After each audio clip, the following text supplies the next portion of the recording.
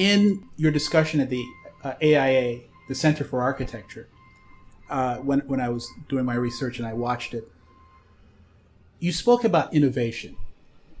And this was innovation, and you were sort of relating it to a project you did at Wall Street, which were these barriers that you designed. You said that when you innovate, you have to have many partners. And I don't know if you remember what you said. I do. Yeah.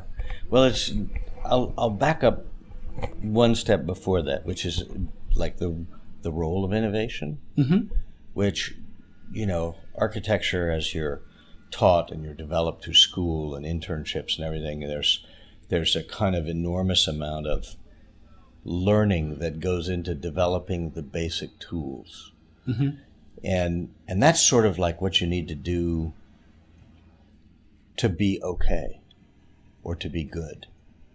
And then where the practice becomes, I think, really fun and really interesting and really challenging is when you extend that by presuming that you're going to innovate, that you're actually going to try something that hadn't been tried before. Yeah. And that means you risk failure. It's a lot of stuff comes on when you do that. And the stock exchange project came about directly because we had first started working over at Battery Park City and had proposed systems that were tried and true, but had never been used in a particular way relative to building security. There are, it's kind of more like just thinking across technologies, across uses. The building industry is actually so defined and refined and controlled by standards that sometimes it's hard for new ideas or new materials to get into the realm. But is it hard? It's hard because, and I want people who are not architects who are listening to this to understand that whenever you embark on a building project, it doesn't matter how much money you have. It's a considerable amount of money to that person. Whether you are, Michael Bloomberg and you're doing your house, it's a considerable amount of money out of your pocket relative to someone who has a house in Queens that is worth, less than $250,000. It's a lot of money to them also. Absolutely. So when someone goes, let's try something new, you go, wait a minute, hold on, wait, where's my money going to go?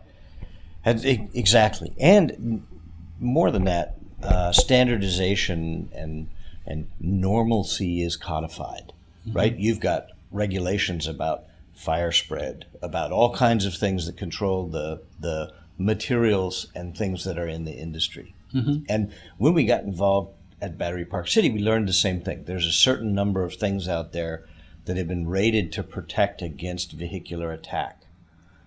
And most of them were really developed for military installations, other kinds of places, wildly inappropriate for an urban environment and wildly inappropriate for an elegant urban environment. I don't know how you feel about Rose and Rosa bollards, but how can anybody ever say, oh, that's a good thing, right, from an urban perspective? And so at Battery Park City, we crossed technologies and brought in a firm that does these arrestor beds for airports, like LaGuardia, JFK, where runways are shorter than the FAA would like. They install this air-rated concrete that is engineered to fail, so that actually the airplane will dig into it, yet rescuers and passengers can walk on it and get out and get off.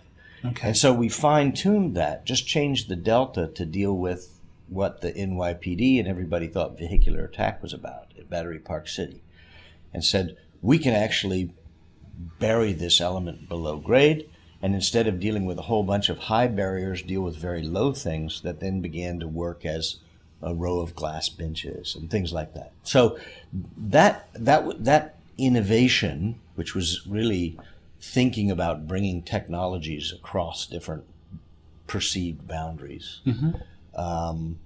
is what led to, at the stock exchange, after we presented Battery Park City to city planning, they asked if we'd take a look at the stock exchange.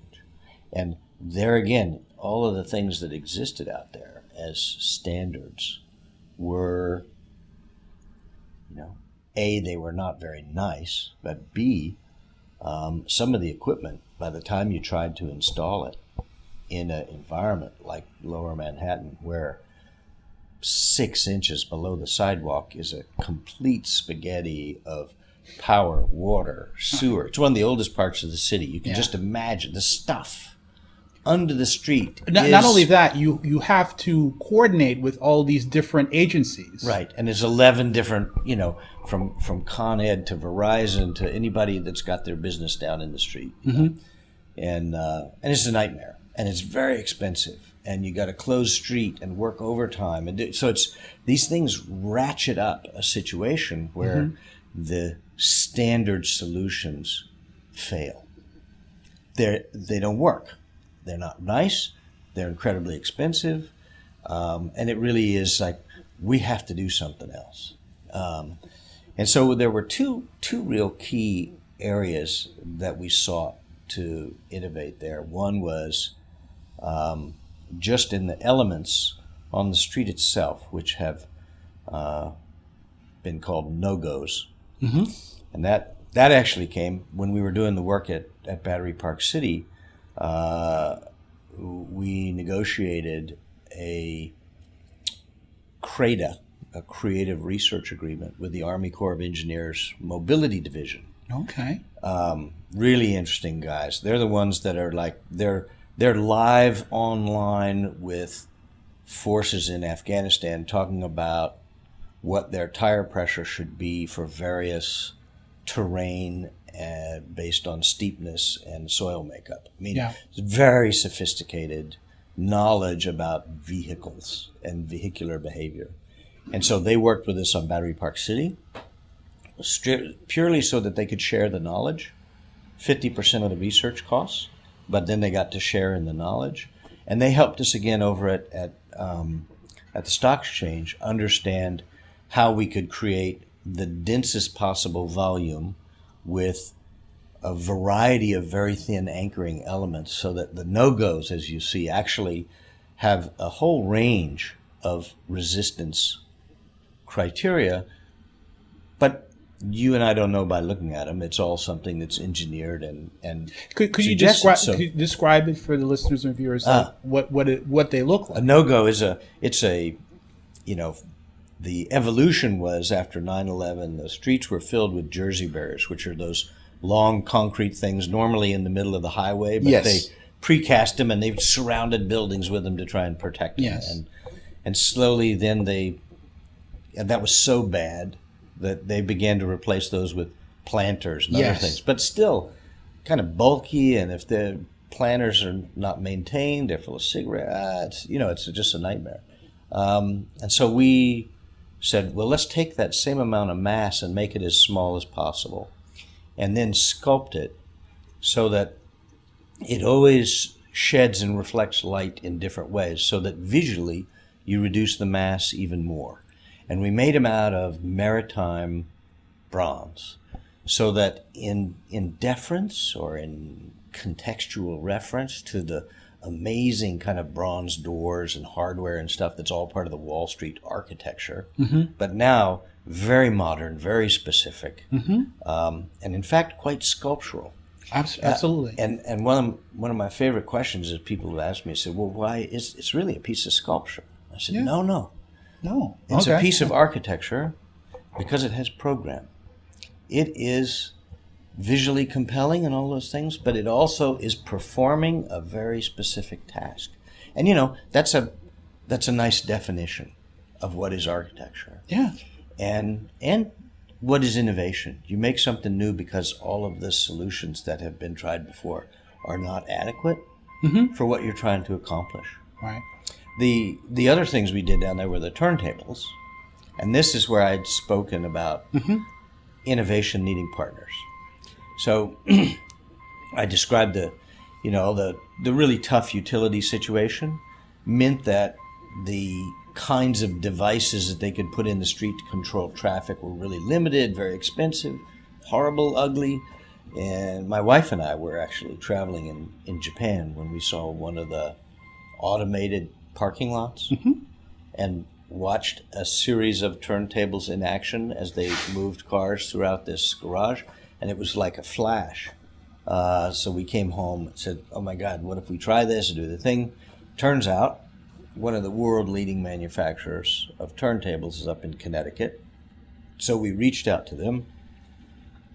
They were excited. And, they've been building turntables for a century because they turn around locomotives. They're used indoor, outdoor, all around the world.